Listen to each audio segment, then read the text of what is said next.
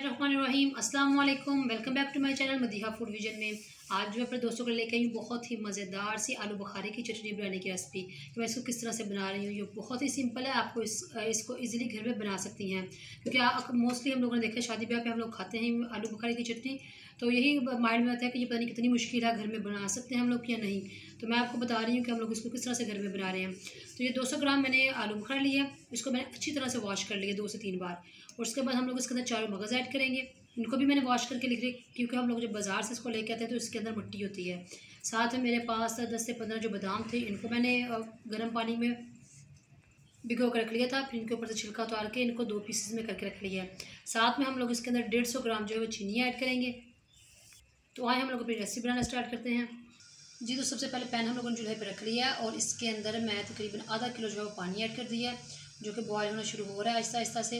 और अब मैं इसके अंदर आलू बुखारा ऐड कर दूँगी और इसको बॉयल होने के लिए हम लोग छोड़ देंगे मीडियम आंच पे ऊपर से ढाँप के। अगर जब हम लोग इसको ऊपर ढकना दे के पकाएंगे तो ये जल्दी बॉयल होगा। अगर हम लोग इसको ऊपर ढकना नहीं देंगे तो इसमें कुछ टाइम और लगेगा। तो तकरीबन 10 से 15 मिनट के बाद फिर मैं आपको दिखाती हूँ जी। तो आप लोग देख सकते हैं तकरीबन 7 मिनट हो चुके हैं इसको बॉयल होते हुए, और बहुत हद तक जो है ना आलू बुखारा वो नरम हो चुका है। तो अब मैंने इसके अंदर चीनी ऐड करनी है। साथ ही हम लोग इसके अंदर थोड़ा सा जो लाल कलर ऐड करेंगे, ये ऑप्शनल है, आप अगर चाहें तो इसके अंदर डाल सकते हैं। इसको मैं मिक्स कर लेती हूँ और फिर से ऊपर से इसको ना ढकना दे के हम लोग पका लेंगे। और अब मैं इसके अंदर तकरीबन 2 मिनट के बाद फिर से सिरका ऐड करूँगी, ताकि जो है ना अच्छी तरह से गल जाए जी। तो आप लोग देख सकते हैं ये बहुत अच्छी तरह से गल चुका है आलू बुखारा, और इसमें पानी बहुत ही कम रह गया है। तो अब हम लोगों ने जो लास्ट पे इसके अंदर मसाले ऐड करने हैं वो मैं आपको बता दूँ। 1/2 टीस्पून हम लोग इसके अंदर लाल मिर्च का पाउडर ऐड करेंगे। 1/4 टीस्पून हम लोग इसके अंदर लाल मिर्च का पाउडर ऐड किया, और 1/4 टीस्पून हम लोग इसके अंदर नमक ऐड करेंगे, और 1/4 टीस्पून हम लोग इसके अंदर गरम मसाला पाउडर ऐड करेंगे, और लास्ट पे 1/4 टीस्पून हम लोग इसके अंदर काली मिर्च का पाउडर ऐड करेंगे। और इन सारी चीज़ों को अच्छी तरह से मिक्स कर लेंगे।